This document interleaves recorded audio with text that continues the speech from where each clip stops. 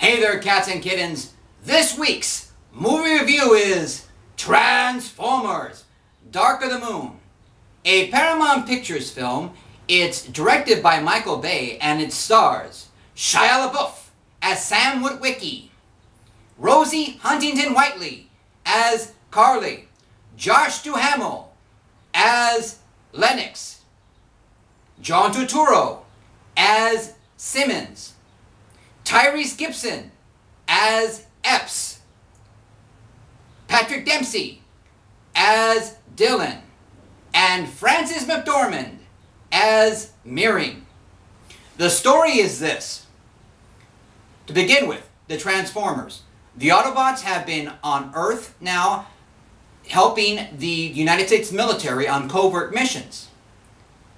The Decepticons have a secret plan, and Sam, having been recognized for his heroism, finds himself in a similar position as many Americans do right now, having to find a job, which has been very difficult in this economy.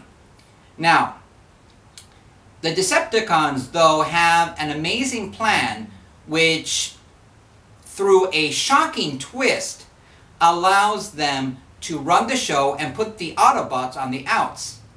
And I don't want to ruin the film, but their plan involves materials that the United States and Russians knew about during the Great Space Race.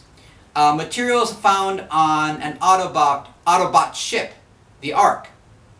Now, through the materials on this ship, the Decepticons have something amazingly big planned, which will put the human race as basically their slaves. So the Autobots, working with an elite strike force of human beings, of course, and Sam Witwicky, are going to crush this plan. Alright, so what about the performances? Okay, Shia LaBeouf has always been a great everyman. And I think as he matures and gains life experience, he's going to be an amazing actor who, like Harrison Ford and Tom Hanks, like I said, is an everyman. And you can definitely tell he's the underdog in any kind of physical confrontation. But he displays a great deal of heart and watchability in this film, so he does a really good job. Now, what about Rosie Huntington Whitley? Well, here's the thing. As Carly, she's basically eye candy. And, you know, that's pretty much established at the beginning of the film. Yeah, she's interesting, but she's there to look, you know, a beautiful, sexy woman in distress. And but she does do one thing in the film which is crucial to Autobot's success. So I thought that was good. Not great acting, but like I said, just an amazingly attractive woman and just a pleasure to look at. And will she develop acting chops? Time will tell. Now, what about supporting cast? Okay, John Turturro, and later John Malkovich, and Tyrese Gibson. All of them, across the board, funny and interesting. And the elite strike force that helps them out in a very climactic battle, all good. And really, they're all fun performances in this film. Now, I really want to focus on Michael Bay and his contributions to the film. Well, again, when the Michael Bay film, you can expect beautifully shot visual effects and explosions and action scenes. Those are all good. And he does a great job of establishing the Decepticons as the ultimate villains. And that's what you want to do as an audience member, root for them to fail.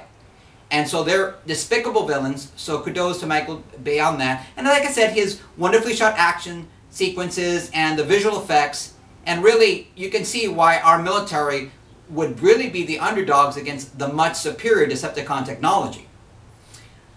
What really bothered me in this film, and he keeps doing this, and I don't quite understand why he does this. First, he doesn't need to destroy a national monument in such a way which I found personally offensive in one scene. I wish he wouldn't have done that. It was unnecessary, and he did a good job of establishing Decepticons as villains. So that one scene really bothered me. Additionally, there's a really offensive, to me, ethnic character in this, which was over the top and just a lot of really kind of immature, banal humor, which really took me out of the film and it just made me shake my head. So I was kind of disappointed with this one particular character, which is a bit much. And like I said, a lot of really kind of infantile humor, which I didn't find funny. I just it really bothered me, and I think it's just really inappropriate. If you're bringing a child under 13, I don't know. I just, I'm just forewarning you. But he delivers a great action film. Now, as a result, oh, and again, as a skilled director, he makes very good use of music to accelerate the pulse of the film, the pacing of the film. So that was good too. I miss the Dinobots. Hope that they're there in a future film. But because of the two elements I just mentioned, I'm going to have to downgrade this film from an A all the way down to a B-. So that's my grade for this film, a B-. Now, should you go see this in the movie theaters? Yeah, I think pretty much if you're going to see a Michael Bay film, see it in the movie theaters. You're really kind of cheating yourself if you're not. 2D or 3D? 2D. The 3D, and I saw it in 3D, didn't really bring anything to me, and really just, you're just fine with 2D. Don't pay for the extra money on this one. Just 2D is fine. Hey guys, before I forget, I haven't done this in a long time, but I want to give a quick shout out to a new subscriber who I had the pleasure of speaking with recently, and his channel is XPIS Gaming, which you should see in annotation box, and additionally his link to his channel will be in the Oracle square below. I think it's community members, it's good to support young channels, so hop on over. He has 2 videos out. Leave some words of support. Views are great, of course, so that's always good, so check them out. Alright guys, well I think that's all for now. I hope you guys have a wonderful afternoon, and I'll be talking to you very soon. Bye.